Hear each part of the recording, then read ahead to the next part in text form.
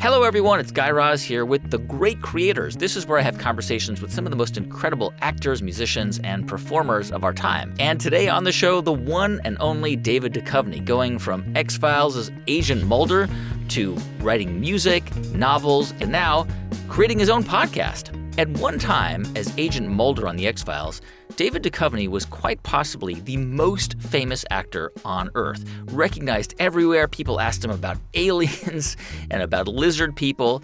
But he went on to create another iconic character, Hank Moody, on the TV show Californication. But what makes David Duchovny so unique is all of the different creative things he does. He makes music, he writes novels and poetry, he writes screenplays, directs films. He's a remarkably creative person, and his creative output is incredibly impressive. So, without further ado, here is my conversation with actor, writer, director, musician, and podcaster, David Duchovny. David Duchovny, welcome to the show. Thank you. If you would indulge me for a moment, I want to ask you about your kind of childhood, because I think it's relevant. Your dad, you've described your dad as this kind of anti-establishment character. He did have a 9-to-5 job. I think he was a copywriter or a writer. Yeah, it's hard for me to know exactly because I was just a kid. I didn't really know what jobs were, but I think he worked in public relations for the American Jewish Committee, which meant that he may have written speeches, he may have written copy. Yeah. So I think a copywriter is pretty appropriate there. Was he political? Only in the sense that he hated all politicians. But no, he wasn't. I mean, I have a picture of him actually standing off to the side when Bobby Kennedy is giving a speech. So, wow. You know, because the AJC was political in some ways. Your parents split when you were a kid. 11 or 12. 12, yeah. And your dad, I think, was kind of out of the picture for a while, right? Yeah, my dad, he moved out of New York. He moved to Boston, where he worked for the Boston Jewish Committee, and then he was the vice president at Brandeis University, a Jewish college. Wow. So he kind of stayed in that area. But as vice president, he wasn't an academic. He was working in an administrator. PR. Yeah, an administrator. Yeah. And then he moved to Paris, so I didn't really see him that much after that. And your mother was not Jewish, right? Your mother was Scottish, right? Yeah. Which there's some Scottish Jews, I'm sure, somewhere. Few. But she was a Lutheran. And so how were you raised? Were you raised with religion at all? Confused, very confused. Yeah. We just celebrated all the holidays we could. We took the best holidays from each religion. We always had a Christmas tree. You know, my father was not that kind of an observant Jew. He was more what I'd call a cultural Jew, a New York cultural Jew. And you grew up in the city? Manhattan. In Manhattan. And what did your mom do? How did she support your family? After my dad left, my mom went back to night school. She had an undergraduate degree from University of Aberdeen, I believe. But that wasn't. She had started substitute teaching where I went to grade school, which was a real gauntlet I had to run through. Like if my mother was ever teaching a class I was in, it was rough. But she had only substituted while my dad was still with the family, and then she needed to make money. She went back to Hunter, which is a school in New York City. She went to night school. So she took care of us 3 young-ish kids and went to night school and got her teaching degree, and then embarked upon a storied and legendary teaching career at Grace Church School. And she became the head of the lower school at a certain point. She became the head of the lower school. She has a learning center named after her. Wow. I walk around the Lower East Side. If I go back to my home neighborhood, it's rare that I don't get stopped by somebody who my mother either taught or taught their kids or taught their grandkids. Wow. And she was really one of those special teachers that you hope you get for your kids. I thought you were going to say it's rare when somebody doesn't stop me and ask about X-Files, but that's not what they're doing. They're asking about your mom. And I much prefer it. Yeah, I'm sure. I love when they do. Yeah. I mean, it's something to be proud of. It's amazing. Yeah. You were a good student is an understatement. You were a really good student in high school. Yes. And Was it? I mean, was it just something that came easy for you, or you just yeah? I mean, I don't know if it came so hard. I mean, certainly not math and science didn't come easy to me. I was just because my mother came from a small town in Scotland, and she came from a class society where she was in the underclass, fishing village, long line of fishmongers and fishermen. She was the first person, let alone woman, to get a college degree from her family. So for a person like that who grew up in Great Britain when she did, which is, she was born in 1930, the only way to advance was through education. That was the only way to solidify your place in a society, in a way, to get out of where she was. And she put that into me, and that my education was going to be paramount, and that I was, not only that, but because we didn't have money, I was going to have to continue to get scholarships, and therefore I had to continue to produce. So it was expected. I mean, not just expected, but there was a self-expectation that not so much expected, but it was like I had to. Yeah. Whether or not it was expected was one thing, but if it was my end of the deal was, I was to do that. I was to earn the scholarships, which I did through high school, college, and then graduate school were all fellowship and scholarships. You end up going to Princeton. You study English, and the title of your senior thesis is "The Schizophrenic Critique of Pure Reason in Beckett's Early Novels," which is a weighty thesis. Yeah. What was your plan? Did you think that you were going to become an academic?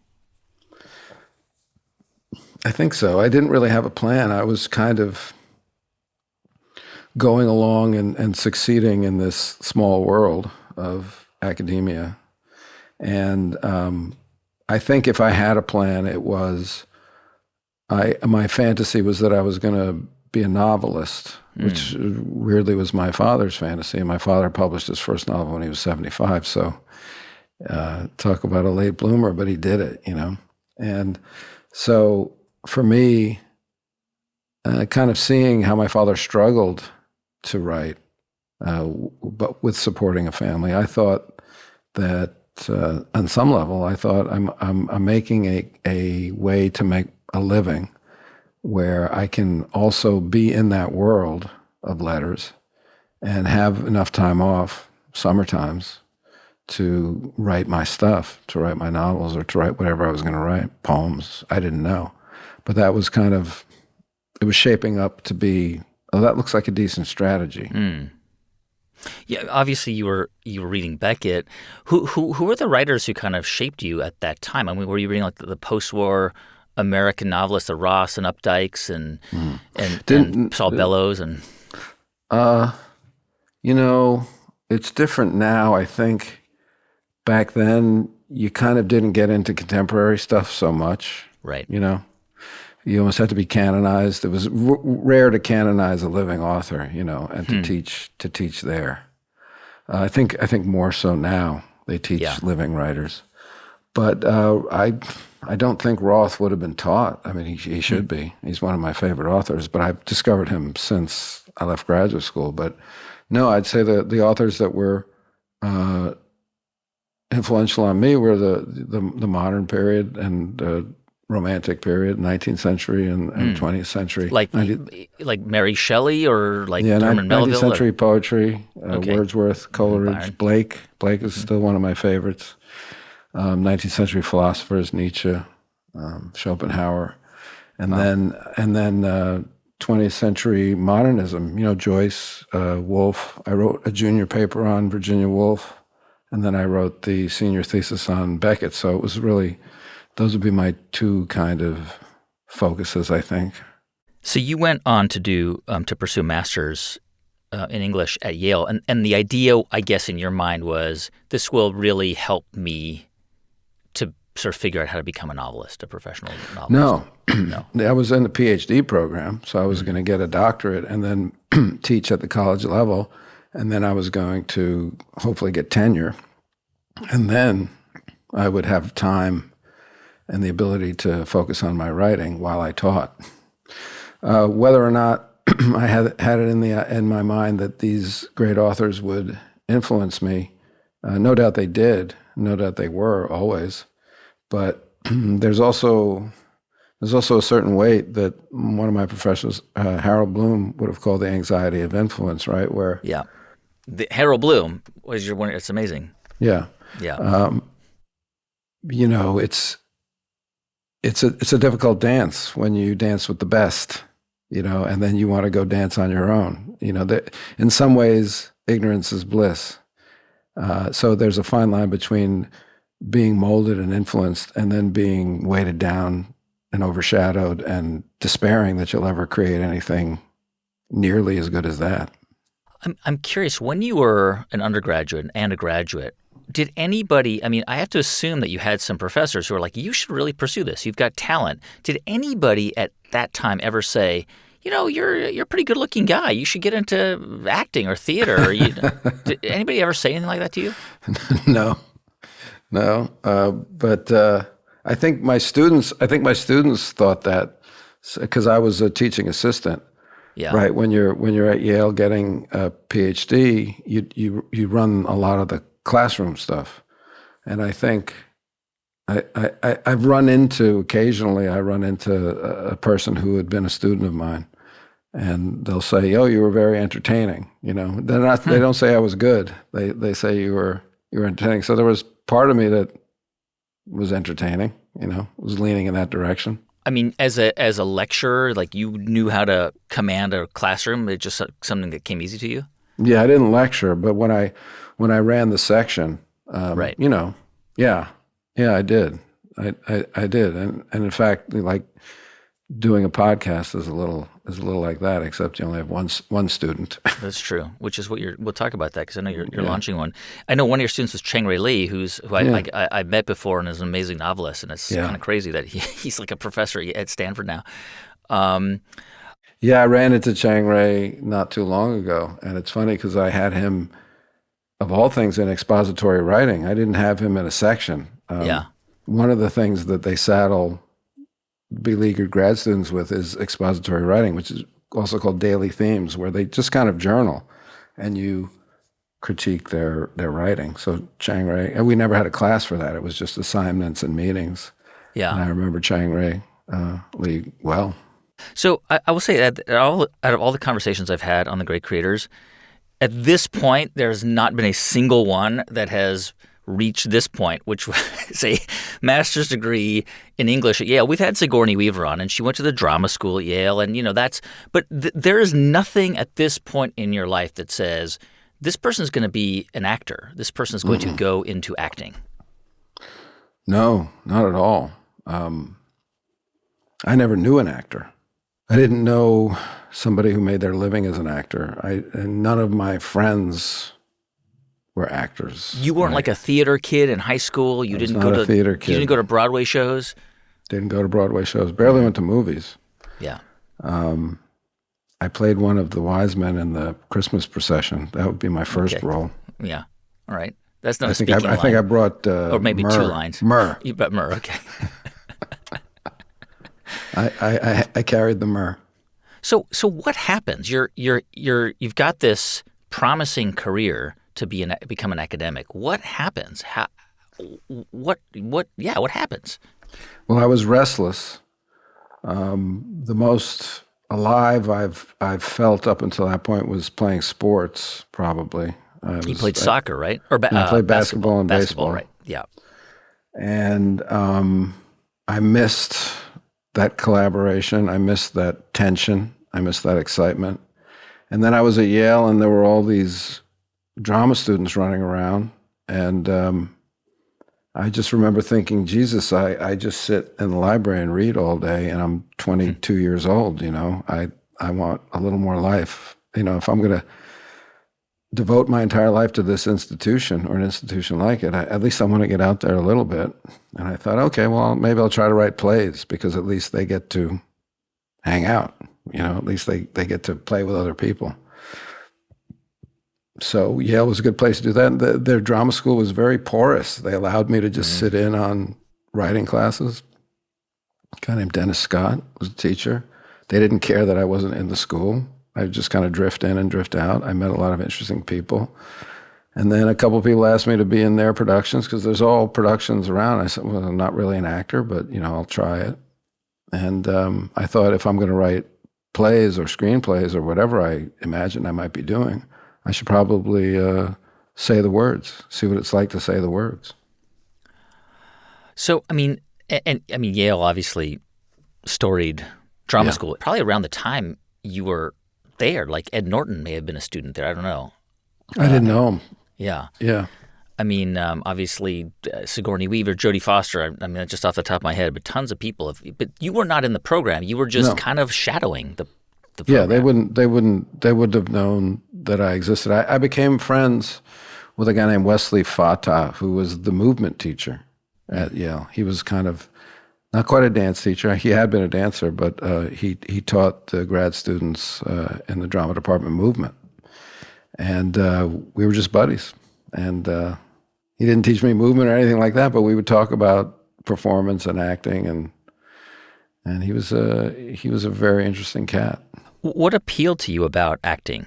Here you are in the library, focused on an intellectual pursuit. Not that acting isn't, but it's a different kind of pursuit. What spoke to you about standing up in front of people and acting things out? Well, first of all, as I said before, I wanted to recapture the joy I had playing sports. And part of that was playing in front of people. I did like that pressure of, I love the game, but I also liked playing a game in front of a packed house. That was fun. I liked that intensity. And I felt like this was coming close, and the words were balls. We're the ball, Yeah. And we're just tossing it back and forth. And in terms of intellect versus emotion, I had spent however many years I was in school, at that point, 24 or 25 years old, really just cultivating my intellect and that part of my brain. And I was hungry for a less intellectual pursuit, not in a denigrating way, but one that put the emphasis on reactivity and emotions and expressions rather than pondering or brooding. Analysis and critical thinking. And I'm thinking about you in 1988 or 87. You decide to move to California to pursue an acting career after just a brief spell of learning about acting. Was there somebody who said to you, David, I think you have something? Because it does seem kind of crazy, right? Like here you are, you're throwing this whole career away. Your mother was probably really proud of you. She was an academic, and you're like, I'm going to go to L.A. And I have to imagine people are like, you're what? To acting? Yeah, that's very much what the reaction was. And my mother was not pleased. Never was pleased. To the day she died, asked me when I was going to finish my dissertation. Right. And in fact, the last time I saw her with my kids, she asked me, and she had dementia by then, and my kid says, "Why don't you just lie to her? Just tell her that you finished it." And I was like, you know what? Maybe I should. It's a little bit like the Bucky Dent movie. Which is Bucky fucking Dent. Yeah. So nobody said, "Hey, you're making the right choice, buddy." And did anybody say you have talent? I had an agent. I'm sure she said I had talent, but I certainly didn't. I would get feedback, that was not always great. It wasn't that apparent, but I had a sense within myself that I was on a road that I could thrive on. And I didn't have the tools yet, but I had the gut instinct that I was on an honorable pursuit for myself. So you get out to LA in 87, and I searched for this. I couldn't find it, but you were in a Lowenbrow beer commercial. It's probably on YouTube. I don't know. Is it? Maybe not. I don't know. I haven't seen it. But that's a gig, so that's not a bad start. But still, it would be another 6 years before X-Files, which we'll talk about in a moment. But in that first 6-year period, you did get some roles. You got a couple of recurring parts on Twin Peaks, and you were in a Showtime series called Red Shoe Diaries. So during that period of time, did you feel like you were progressively moving towards a bigger career, or did you have periods during that time where you had anxiety and you thought, I think I might have made a mistake in throwing away that other life? I always had anxiety about the career. I still do to a certain extent, and I think that's healthy. But yeah, I mean, there were moments where there's always moments where I think I'm spending my time in the wrong place. But I think that I was so overjoyed. First of all, to get a Lowenbrau commercial, I remember that. It's a good beer, by the way. I was over the moon. The German version, by the way, very good to this day. I was just happy, that I was going to make a little money, and then to get the Twin Peaks job was a big deal, and to get Red Shoe Diaries was a big deal, and I could pay my rent, and I could put a little money in the bank, and felt like a working actor, and that was important. That was important to me, and it was, So I was just overjoyed that I was above water. At least I had my head above water.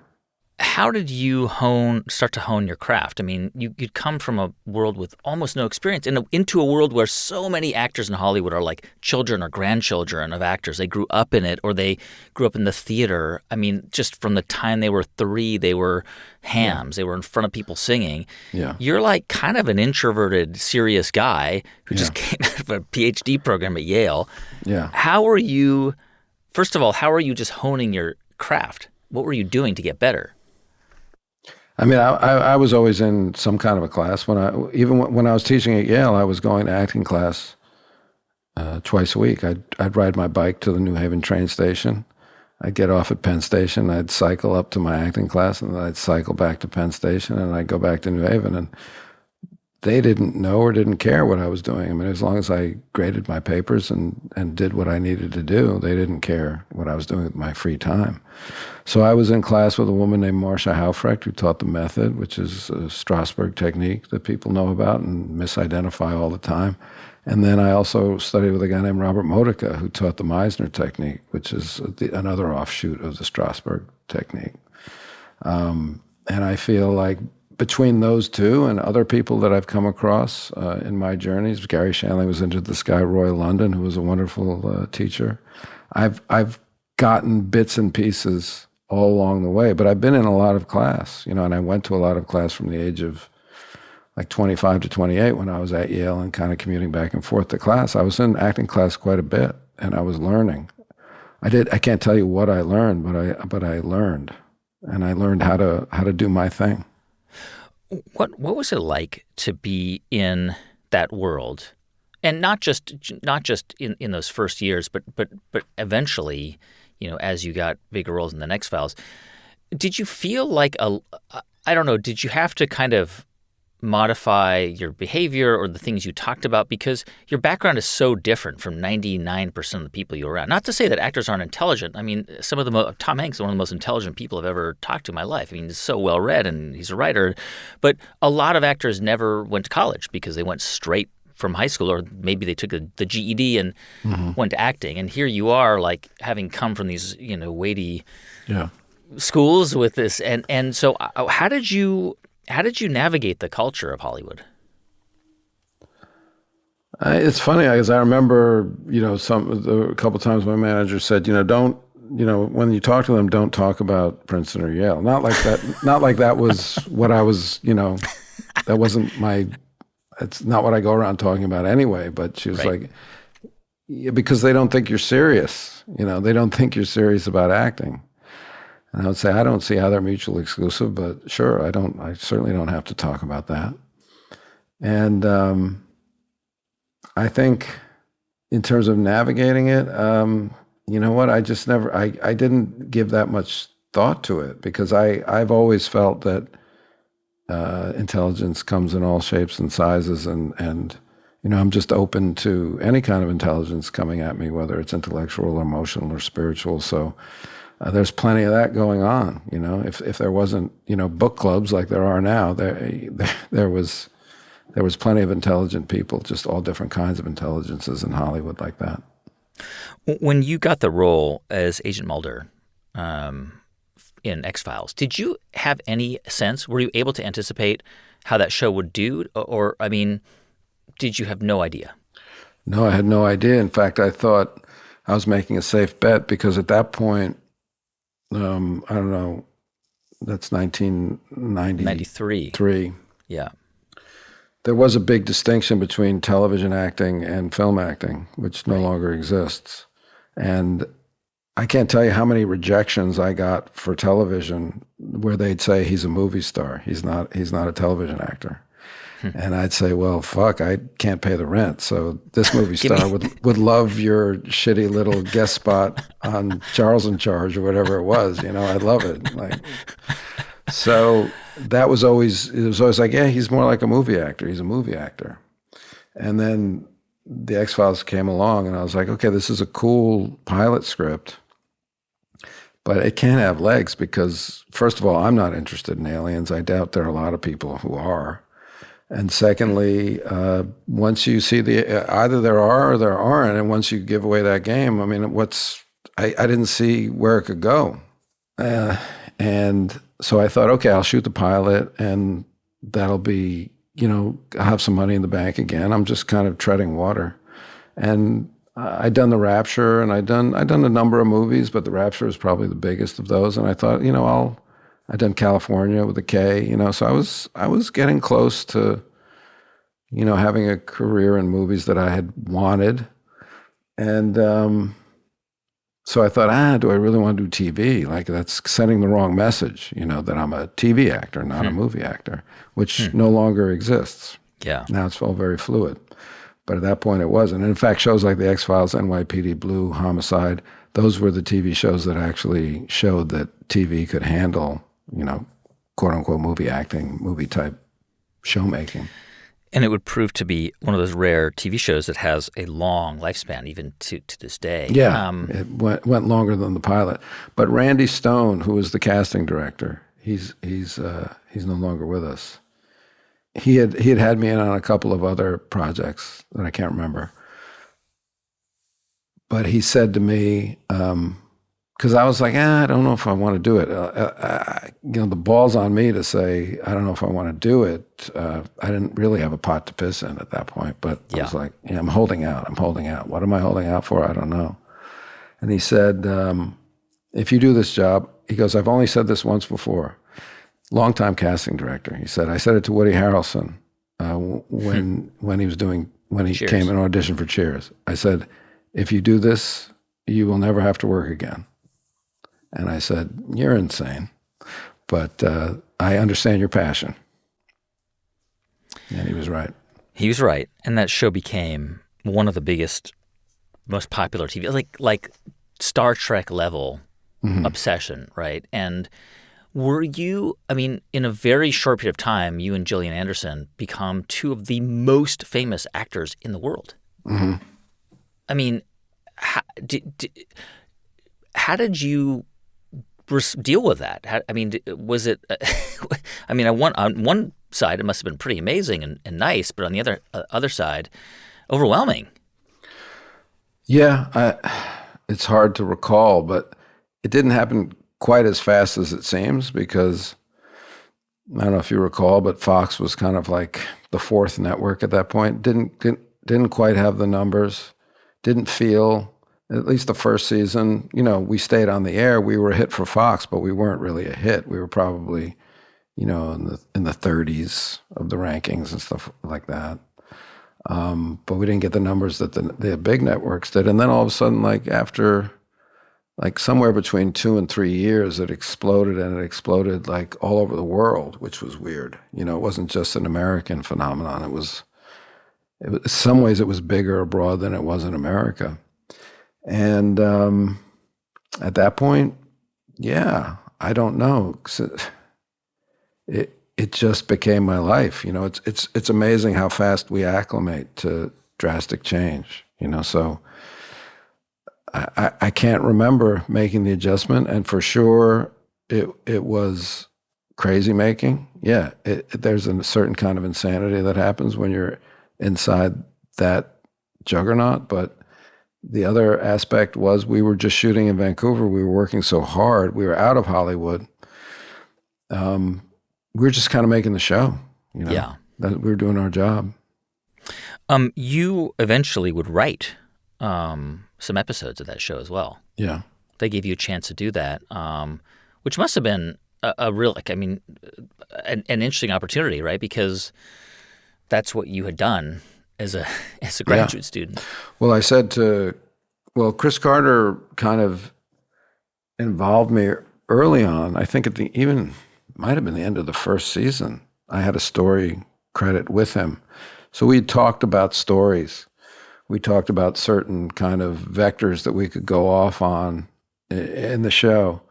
And so I got a couple of story credits or partial story credits. And then I started to, think about directing.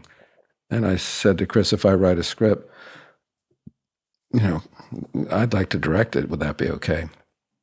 And it's a big ask. Writing a script is not the big ask. The big ask is directing, because it necessitates that you need to prep that. So that necessitates that you're not really much in either the episode before the one you're directing and the one after, because you're doing post. So if you're the star of a show and you're asking to direct and write, it's a big ask, because you're saying basically 2 out of your 22 episodes I'm going to be light in. And Chris was generous enough to say sure. You mentioned Woody Harrelson earlier, and he's a great example of an actor who was able to emerge from a character that was so he was so identified with publicly. He was Woody on Cheers, right? Yeah, and yeah. you couldn't, and probably at that time, I remember it was hard to imagine him as something else, but now I can't even imagine him as Woody. Like it's kind of remarkable because it's rare, and you were able to do the same thing. I mean, you were Agent Mulder. And I mean, I think I've read that like people would come up to you at conventions and like seriously ask you about lizard people and assume that you just had all this information about the. I do, by the way. I've always said that I don't, but I do. I have it all. Would you like to hear it? No, because then this is going to go on YouTube and it's going to be a conspiracy theory video. People are going to chop it up, and then it's going to be a big mess. But did you? I mean. Of course, you managed to kind of I don't even think of you as Agent Mulder, but was there a point where, at least initially after that series ended, where people were like, "Yeah, you're this guy. That's who you are"? Well, I mean, there's always that kind of discussion around an indelible kind of a show with indelible characters, and the discussion affected both Jillian and I would imagine, just in the sense of, well, geez, is there anything to that? Because, as an actor, that's not your reality. You didn't get in it to play one role, one guy. So you're just thinking, well, this is just one guy that I've been doing for a while, but, I got other things in me and I can't wait. How do I use the opportunity that this is affording me to go out and show that I can do more than this? And that's a weird kind of pressure. That's not an authentic place to come from. And so to push against something that doesn't really exist was a trap, I think, that I fell into for a minute. Yeah. And it's hard not to when you think about it, because people ask you, are you worried about being typecast? And I was like, inside I'm thinking, absolutely not. But then so many people are asking me this. Maybe it's something to think about. Maybe there's something there. Yeah. Yeah, it just occurred to me, like, both you and Gillian Anderson have had incredible careers. I mean, I saw her in The Crown playing Margaret Thatcher. Yeah. And it was incredible.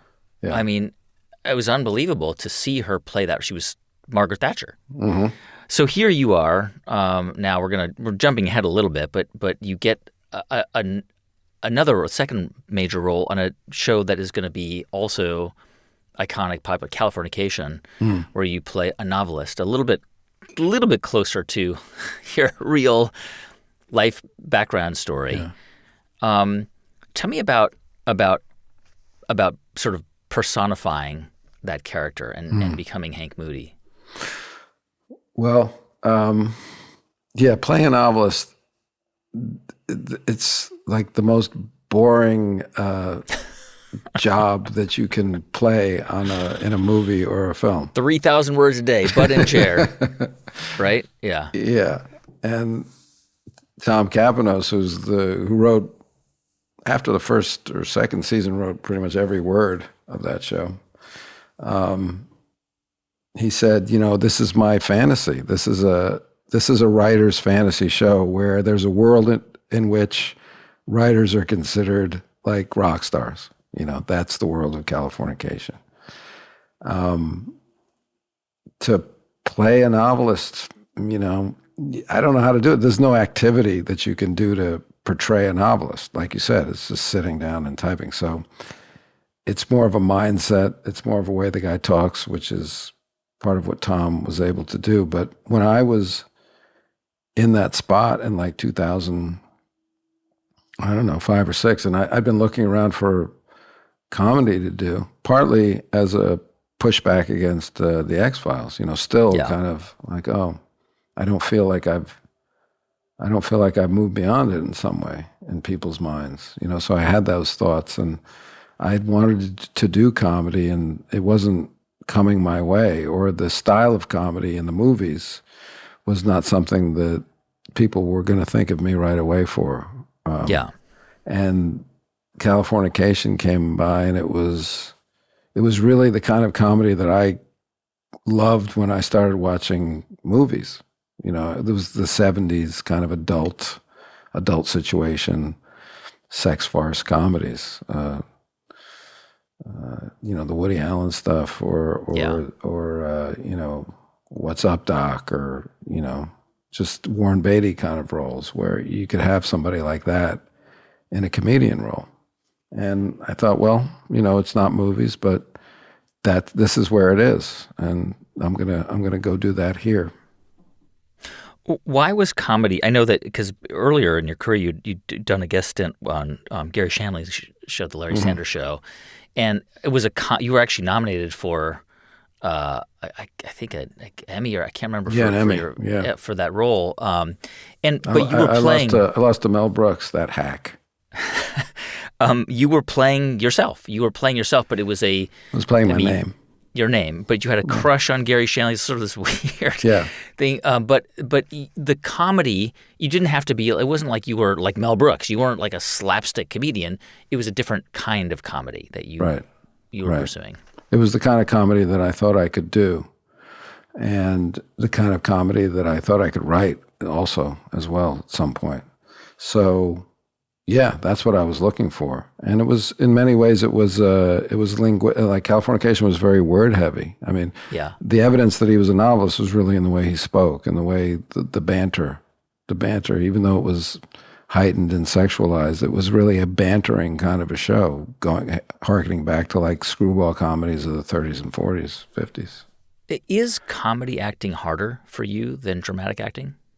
Yeah, it's way harder for anybody. I mean, because dramatic acting there's really no criteria for it. Like, it moves you or it doesn't. You believe it or you don't. But if you're not laughing at a comedy, it's not working. It didn't work. I don't care how believable you were or whatever.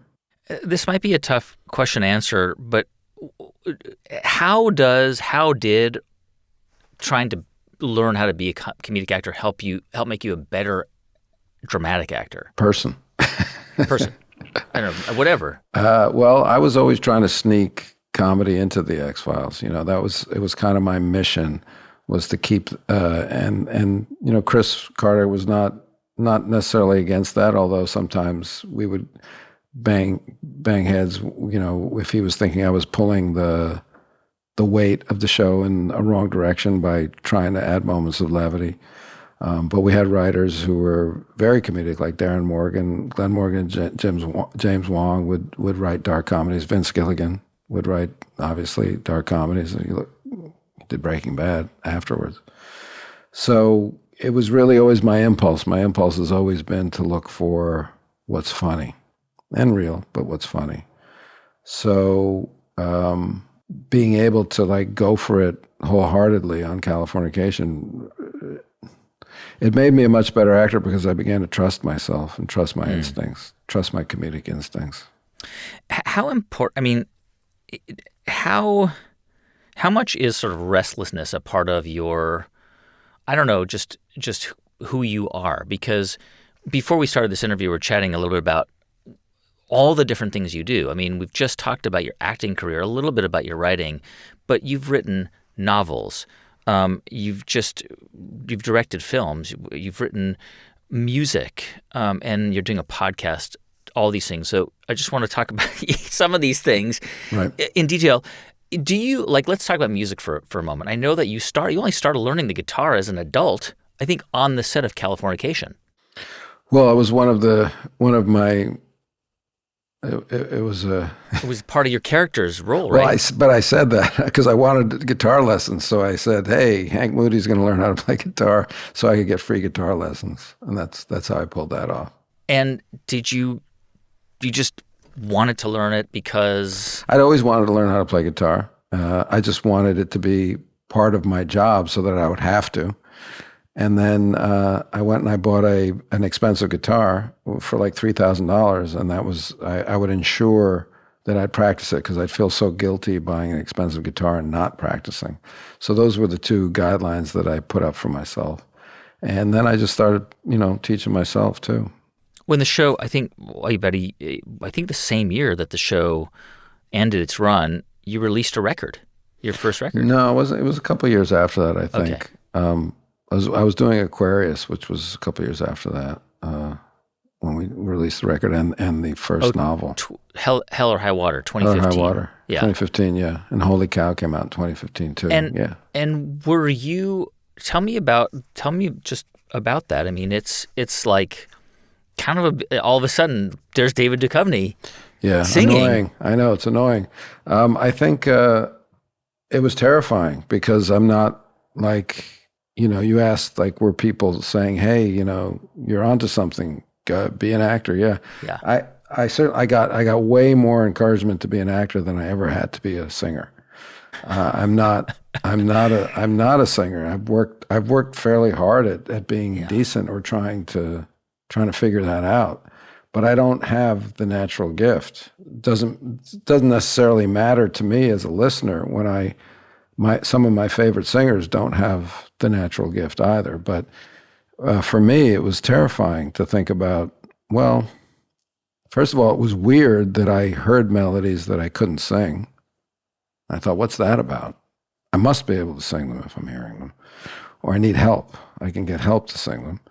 And then, I hear melodies at all. That was so strange to me. I'd strum a guitar and I'd hear melodies. That was weird. I never thought that was going to be part of my life.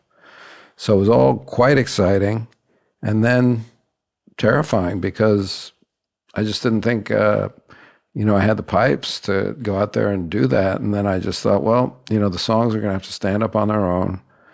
I believe in them. I like listening to them. Somebody's going to like listening to them. I'm going to sing them the best I can.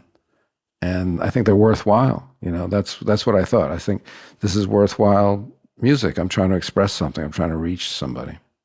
Where does that ability, if it is an ability, that kind of fearlessness to do that come from? Because it is risky. You do open yourself up to criticism, ridicule. Mm-hmm. People might say, oh, stay in your lane. Sure, right? Yeah, they do. So how do you get the I don't know, courage or the motivation to just say, to hell with it, I'm going to do it? Yeah. I don't know because I'm not like a fearless guy for sure. And I'm sensitive. The criticism hurts. I see it. I take it in. So it's not like I'm impervious. But again, I guess going back to when you were asking me about why I thought I could be an actor, I just had a sense that I guess where I'm coming from was real for me. It wasn't like, hey, I'm going to be a rock and roll star now. It wasn't like that. It was like, I'm a poet. I'm going to put my poems to music.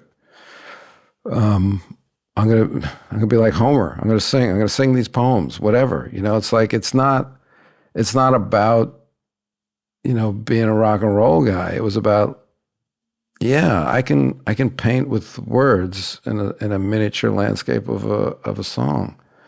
And if I can come up with decent melodies and find musicians who can play well with me, then why wouldn't those songs be decent? Why wouldn't they be worthwhile? Why wouldn't somebody get something out of it? Yeah, I read that you wrote a lot of poetry in college, and Yeah. and maybe even after, and so you must have a lot of it. It sounds to me like for you, it didn't matter necessarily, not matter, but the stakes of whether or not it was received well didn't matter as much as it being a creative outlet that you had to just get out there, no matter what. Yeah, I think in a way I had a wonderful safety net, which was I had a good career as an actor, and I didn't have to worry if people hated it so much. It wouldn't affect my life. It would affect my head or my heart or whatever. The criticism would hurt, but it wasn't as dangerous as it would seem. As like if that's what I decided to do out of graduate school, they would have said, "No, that's crazy," you know. Like Hank Moody, you actually became a real life novelist Yeah, as well. I think you've written 4 novels now, right? 4 novels, one novella, and one graphic novel. Can you sort of walk me through how you compartmentalize all these different things? Like, do you work on these things, concurrently, or do you just say, right now, I'm just going to focus on the novel and I'm not going to do acting, and I'm not going to do music, or do you just do bits and pieces of everything? Well, music can happen at any time. Um, I just have to sit down, with a guitar and see if there's a song out there that wants to be written. But writing a novel really, it demands an idea. If I have the idea and I have the time, then I'll just dive in and do it. That's what I learned is that when I have the time, and probably what I need is like a good 3 months to focus completely on it. I can't. I mean, I'm trying to do this podcast while I'm working here in London, and it's tough, even just to do the research and do the podcast. This is an interview podcast you're launching on it's on failure, basically. Yeah, it's called Fail Better. So and that's collaborative. So I have other people doing work while Yeah. I'm not working.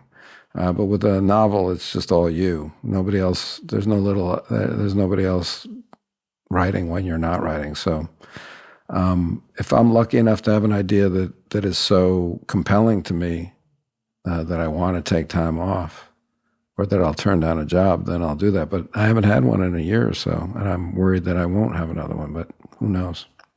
What is it like right now? You mentioned you're in London and you're filming a show, a forthcoming show for Amazon. What can you tell us a little bit about the premise of that show? It's called Malice, and I guess it's in the world of like a Ripley, of like a which oddly is just out now as well. Mm-hmm. Tom So Ripley. yeah, what? Yeah, Tom Yep. Ripley. Yeah. And you're the main character.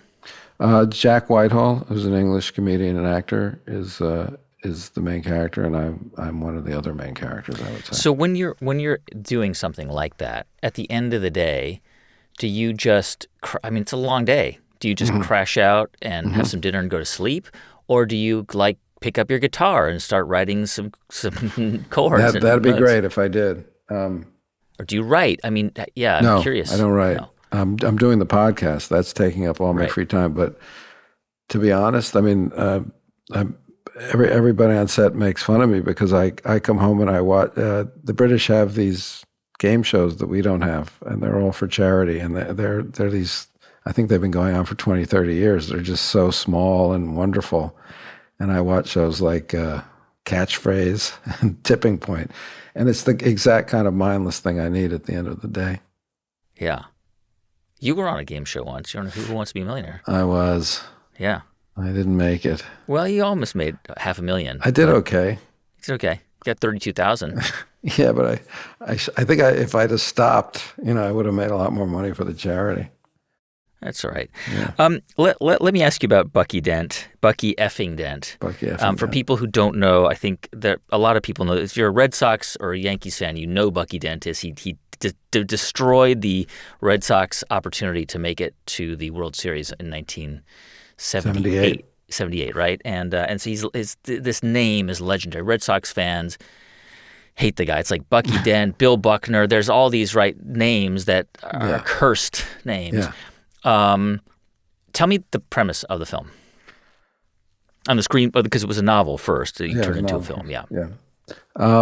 Well, I first heard the phrase Bucky effing Dent in the Northeast, because we don't know him as that in New York City. In New York City, he's a hero. He's just Bucky. Right.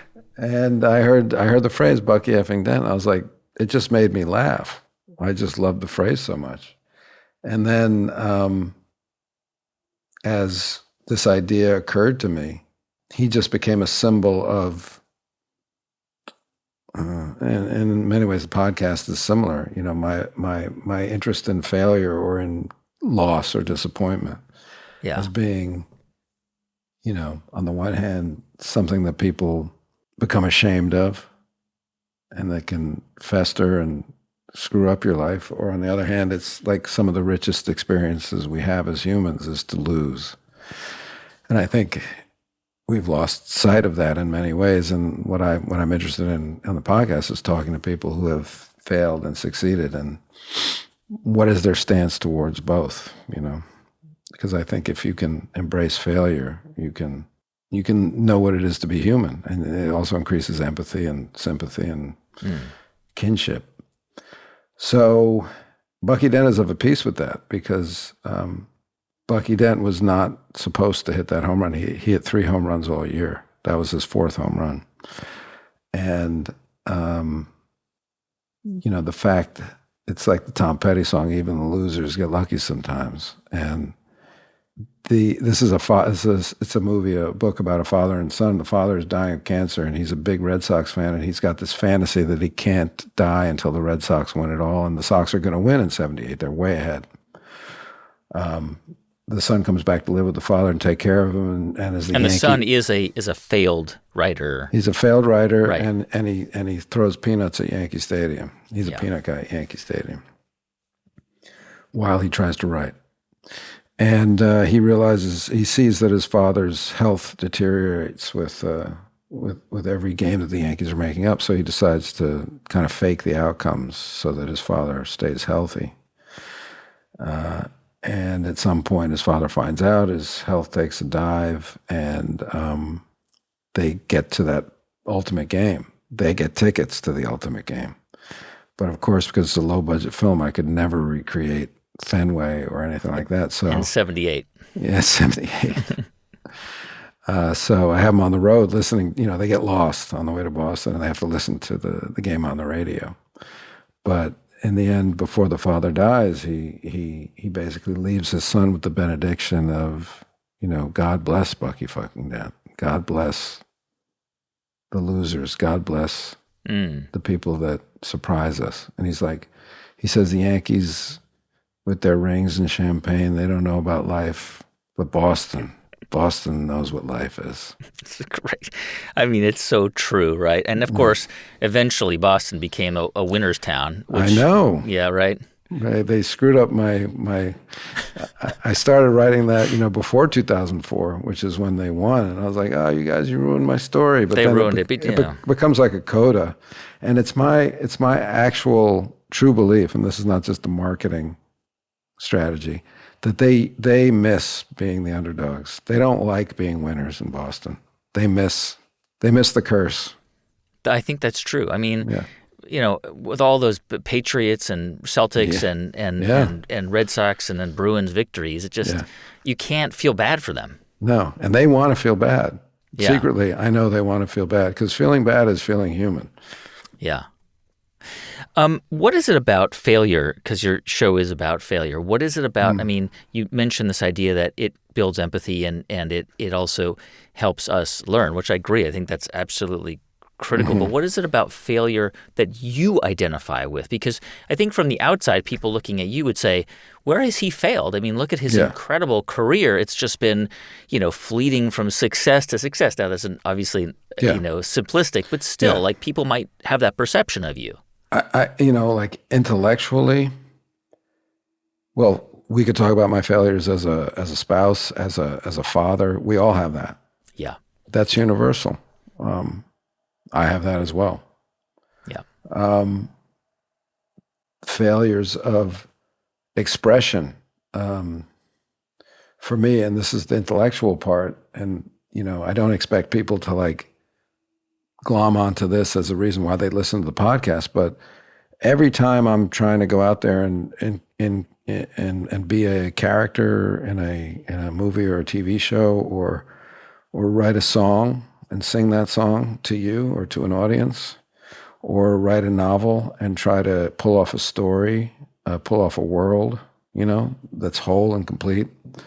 I'm relying on words that people believe in to be true and that actually mean something, when I'm very in tune with the disconnect between feeling, experience, life, the world on the inside, and putting it into the words that we've chosen to speak.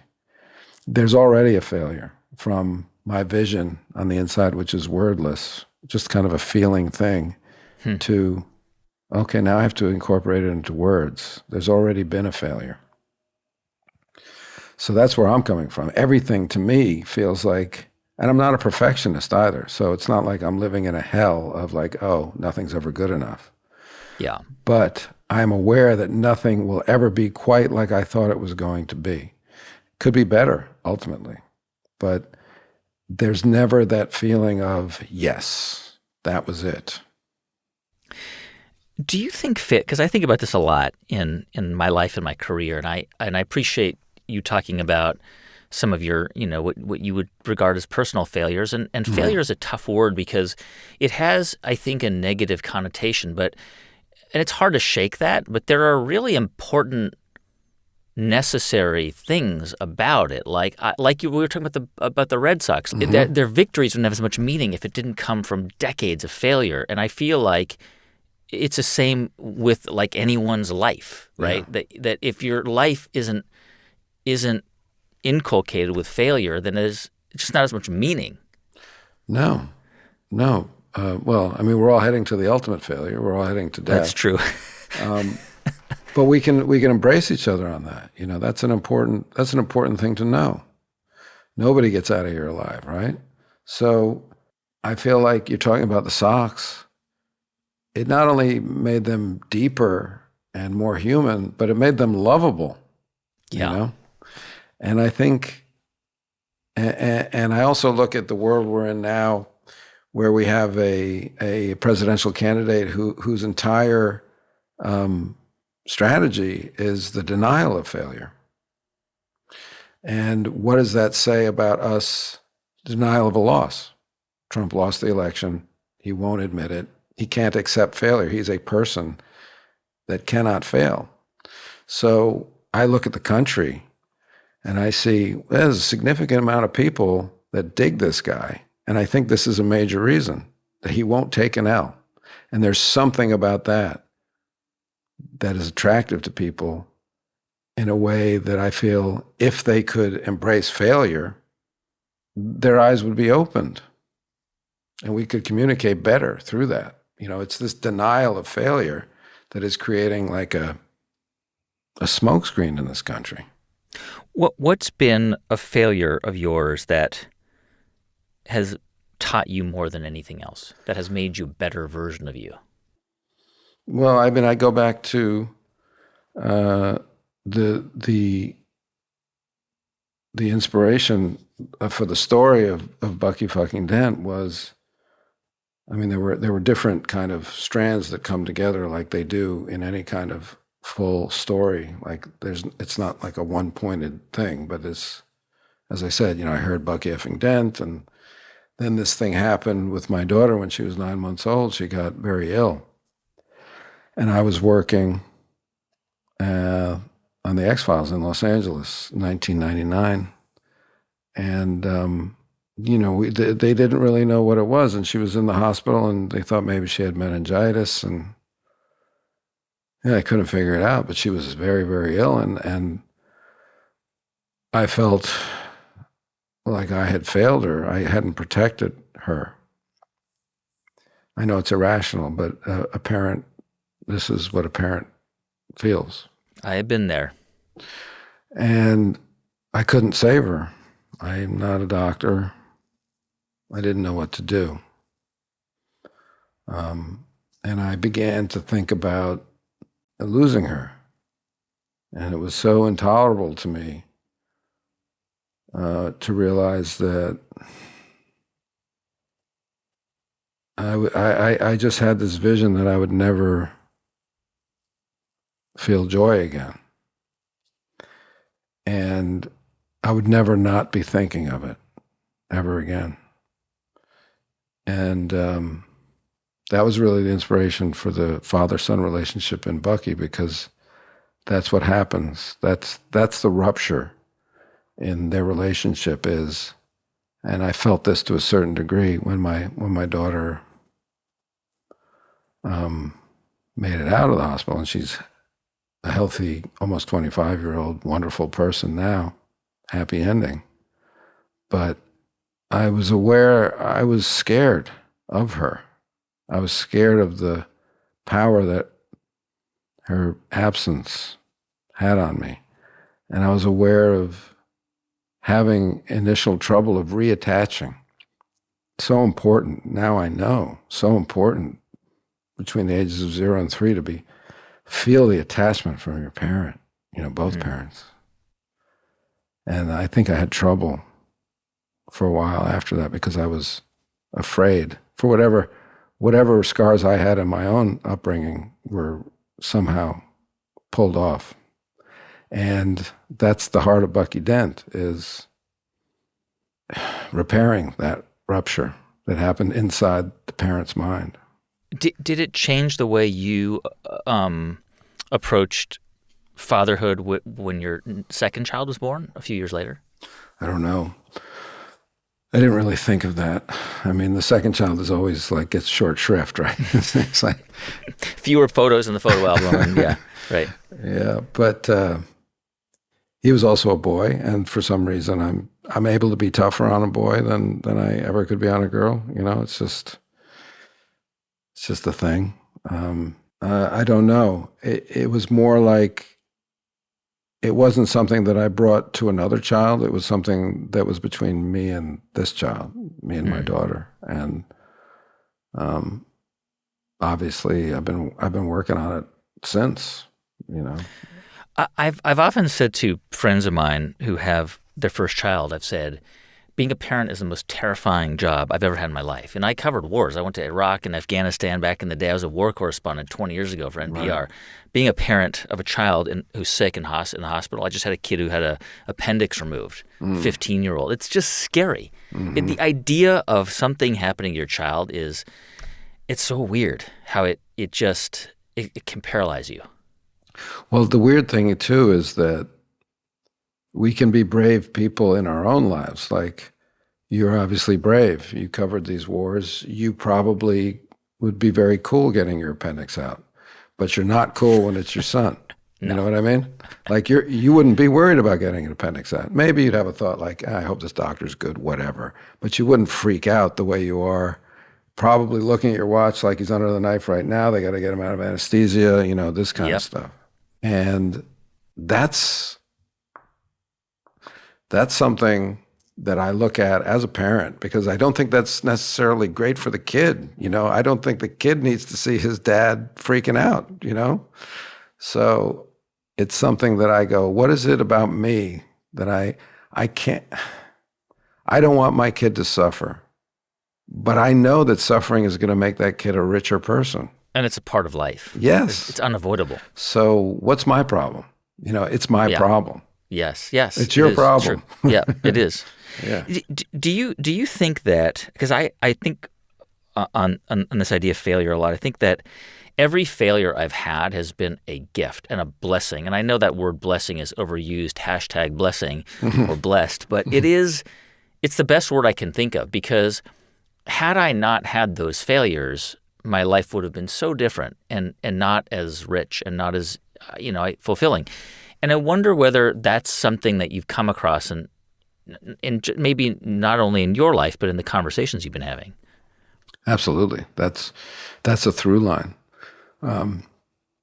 where, I think the word Satan actually means like obstacle, but in the sense of like, if the road is bad, the obstacle is good, So an obstacle can be seen as a failure. Like I'm walking down this road. I think this is the road I want to go on. Oh, fuck you, obstacle! God damn it!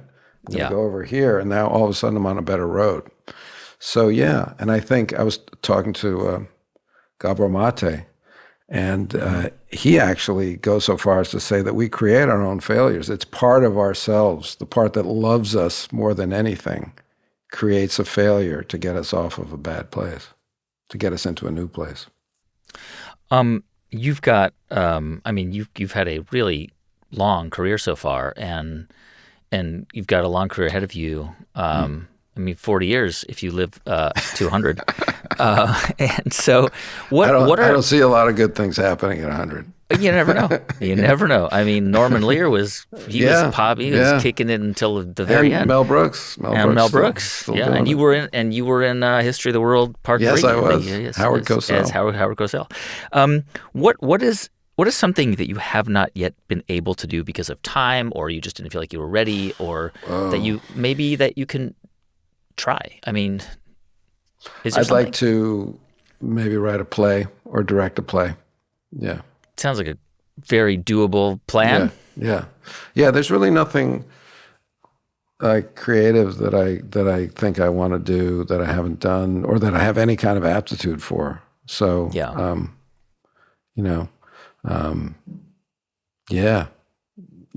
fulfilled. I'm happy with the lanes that I have at my disposal.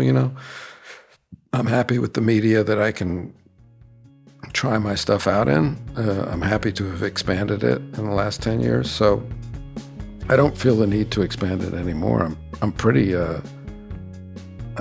optimistic that I'll find some area that I can express something in. David Duchovny, thanks so much. Thank you. Hey, thanks so much for watching my conversation with actor David Duchovny. His new podcast is called Fail Better. It's out now, and he's got a movie and an album out later this year. If you want to see more videos like this one, please subscribe to our channel.